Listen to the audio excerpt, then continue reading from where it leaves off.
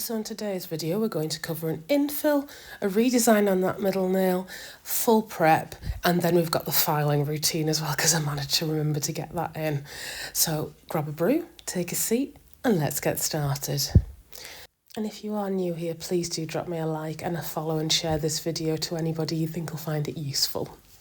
So as always, I'll start by debulking. I am using my 2 extra course bit from Katie Barnes, and that is all I'm using to debulk at the minute, and it's absolutely fantastic.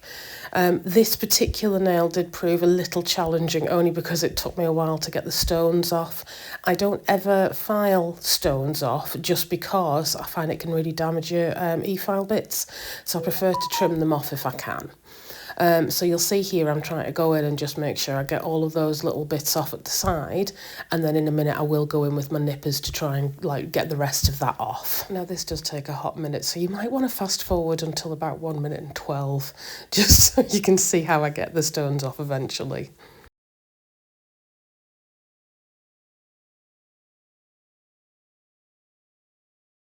So as you can see, that can take its time, but in a moment I will get my trusty cuticle clippers, nail scissors, nail clippers, and I will trim that off. I will file off the bottom of it where it's just the foil that's on the bottom of the stone. That's no trouble. Now with this particular nail, I would say this is the redesign, so I needed to get back to a clear base. It didn't need to be entirely clear. I was going over it with a nude and then a design over the top of that, so I wasn't too worried, but I wanted to get as much of that dark brown off as possible, well, the bronzy colour. So basically I am always moving that file. It's a 2 extra course bit. I don't press heavy. I've got it on quite a fast speed of around about 31 RPM, but yeah, it's really, really good, and you'll see how it's thinning that out at the end there. I mean, any redesign does take its time, so it's always worth, allowing your customers that bit extra time and telling them how long it's going to take and charging appropriately so your time is covered.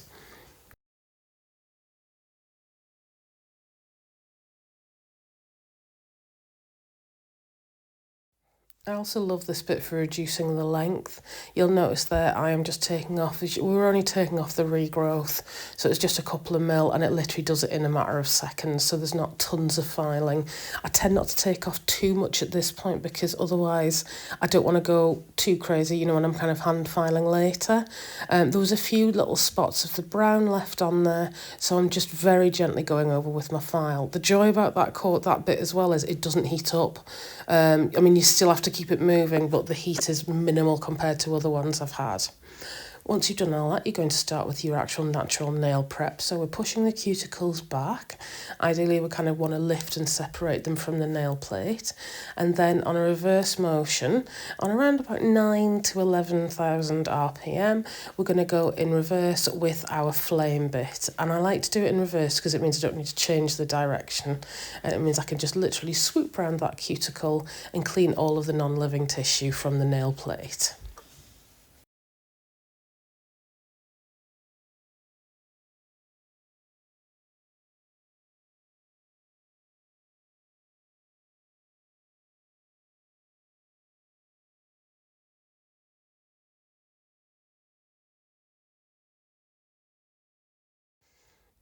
Once we've done that, we're going to go in with our Katie Barnes scissors. That bit that I was using there, the flame bit, by the way, it was from Willow Academy. It's really good.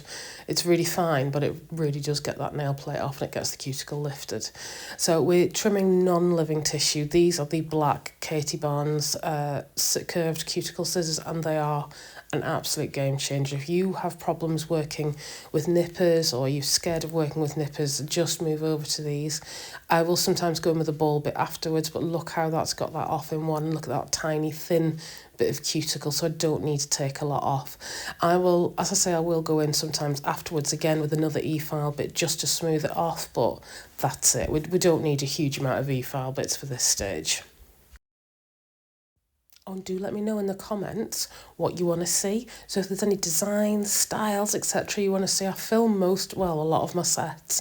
So I can always do it, and I can also create videos like that you request. So if you want to see what an ombre is or how I do a French, that kind of thing, let me know in the comments because I'd be more than happy to help.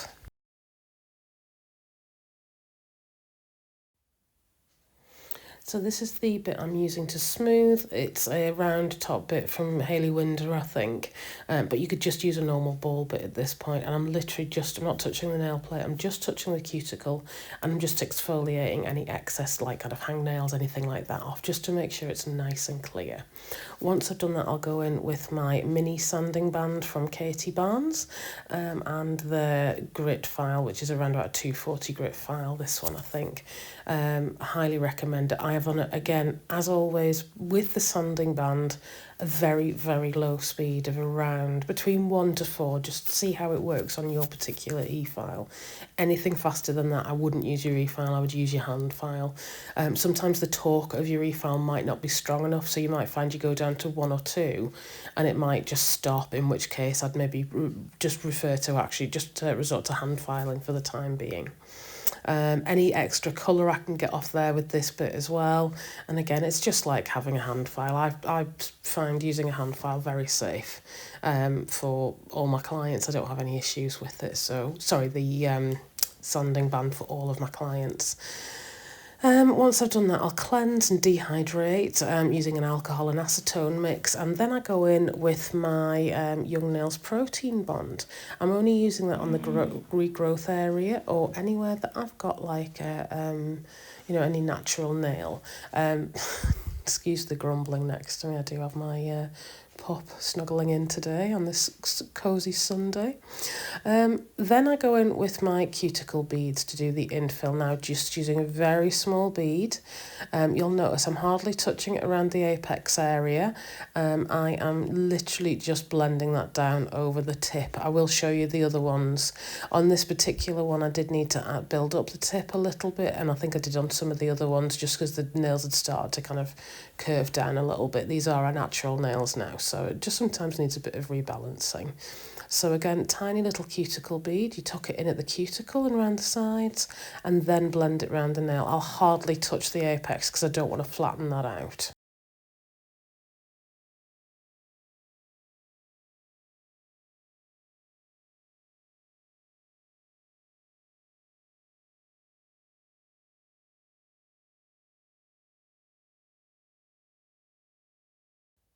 I've also left a full nail in because my client had broken one. Inevitably, if she's going to break one, it's normally this pointer finger. Or is this the middle finger? Well, she doesn't normally break one, but if she does, it's going to be one of these two. So basically, I'm doing a 3-bead method, so I've left this in so you can see it. So I do 1 bead right by the cuticle, well, probably about halfway up the nail, and then I go in with the cuticle bead. Now, this is a 2-bead method. If I was doing a longer nail, you could use the 3-bead method, or you could also use a 1-bead method. My brush I don't find quite big enough to do a 1-bead method. It's a Liz Guild, which is around about a 12 to probably about a 12. I do have the big boy at home for doing my own nails because I tend to wear very long nails myself. So I usually find that on my own nails I will use a size 14, which is like the big boy from CJP. And of course I was entirely wrong. On this set it was the middle nail that she broke and not the pointer, but it's normally the pointer in my defence. So I've left my filing routine in just on one nail so you can see how I do it. So I always do the free edge first, and then I will take my hand file and I will go down the left hand side of the nail, and then after that I go down the right hand side of the nail. I'll go down the right hand side of the nail in just a moment. I'm just making sure that's nice and any kind of 90-degree angles are out. I like it to be nice and smooth. So now I go down the right hand side of the nail, again tucking that file right in there, and you'll see there I've got like you can see the top hasn't been filed. I need to make sure that nail is completely filed because then I know it's going to be completely smooth. So you'll literally, the last thing you'll do is bevel that over, that nail file over the top, just to smooth that out. Then one final visit to the free edge just to make sure it's nice and crispy, and then you should be good to go.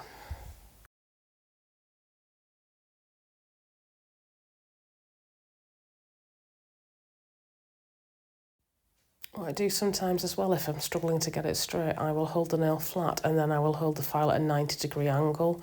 One of the issues I was having with this one was it was a little bit thicker at the tip, so I'll just go under with kind of like a round bit like I had there, and I'll just literally smooth that out. And if you thin that out, you'll find that your free edge is so much more crispy. So again, just to show you that technique there, I'm just holding it at a 90-degree angle and I'm just kind of flat filing just to make sure that's nice and flat. And actually I have left another nail in as well. So I literally just wanted to show you here that I go down the left hand side, just making sure that's nice and smooth. I'm using quite a firm grip and a firm kind of hand filing motion. Then down the right hand side, and can you see how it's still smooth on the top? Because we then need to bevel over the top. And that should be you done. I don't need to apply it too thickly or anything like that. Like I say, I'll revisit the free edge, and then I will thin. I think on this one I did thin the free edge out a little bit more just to assist with that shaping.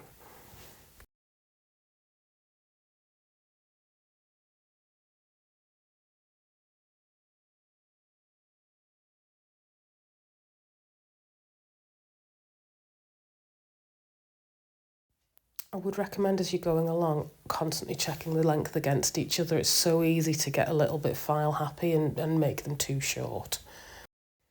One final thing I like to do on square and coffin nails, anything with a really sharp edge, I like to flip the hand round so it's facing me. So then I can make sure that that is really, really crisp and it looks really good from the client's angle too. When I was finished, I cleansed all of that and I went in with a French colour that we'd mixed up ourselves. You can see it in the palette there. That palette is from Rockstar Nails and it's fantastic, and the colours actually stay in it, I think, for about 18 months or something. I mean, I probably won't use them, I'll clean it out regularly, but I could reuse them should I wanted to. So we were doing like a kind of croc print type animal print on the tip. So I didn't have my blooming gel with me because I'm an idiot. So what I did was, over the French tip, once it was cured, I went in with some base coat, and then I literally just popped some dots of the gel polish on that. It wasn't as bloomed as I would have hoped, but it still did give a good effect. And that dotting tool, just get a set of dotting tools. They're so cheap. You can get them on Amazon, Shein, eBay, whatever. Get them. They will absolutely change the game for you. So you'll see here again, I'm just literally using that dotting tool to create the dots, and it's just gradually blending, and it did actually kind of bleed out a little bit, so it looked really good in the end, and the client was super chuffed with them, so that's really all that matters.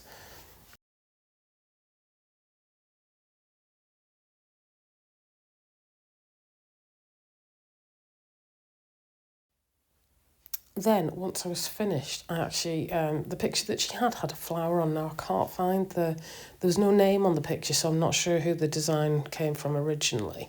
And this kind of doesn't look a great deal like the design because we made a few changes, but if anybody has seen a design like this, please let me know in the comments and I'll happily tag the person if it's the one that I saw.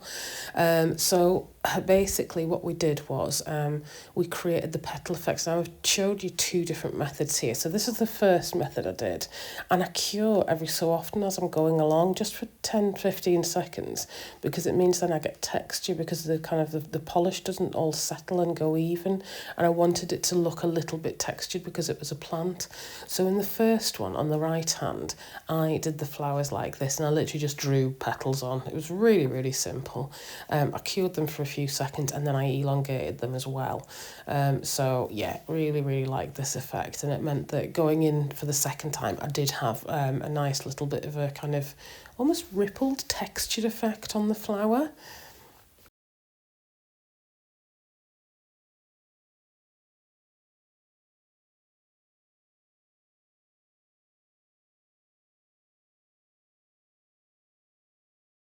Then this was the second technique, and this was so much easier. I drew 3 lines where I wanted my petals to go, and I then created kind of round lines by the side of it to join the tip to the base, or the base to the tip, as I did there. So you'll see this in a second, where I literally take that brush and I swoop that round out a little bit and take it right up to the tip, and then I do the same on the other side of the line, and it just meant that I had a good kind of, I suppose, an initial structure to work from. Once I've done that, I do go in with some pink gel polish. Again, I'm using this particular gel polish was the Pro Impressions white, and it's really, really thick. It's great to work with. And then, so this is me on the other hand going back in with that polish again, just to kind of, just to give it that textured effect once it had been cured for a little bit. So then, yes, I go in with Rockstar Nails for Flirty Flamingo, which is one of my favourite polishes at the moment. It's a neon pink, you'll see it come up in a moment, and I create the lines and the dots in the centre of the flower.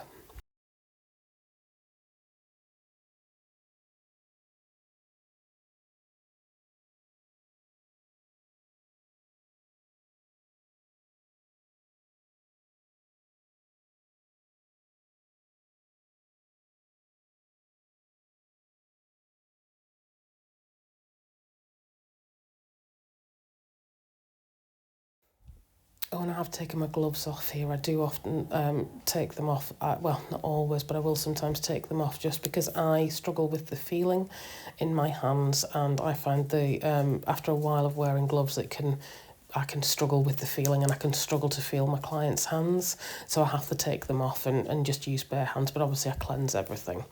Then obviously once you've done that, full cure, and then you top coat and you're done. I do hope you've enjoyed watching that. Oh, this is the foaming mousse. It's gorgeous. It's like a hydrating mousse from Creative by Nicola. I think Manny Mousse do one too, and I just love the way it looks. It really shines those nails up. But yeah, once we've done all of that, we're all done. Thank you so much for watching. As I said before, if you would give me a like and a follow, I'd be super appreciative. And any questions at all or anything you want to see, let me know in the comments. Thanks for watching. Bye now.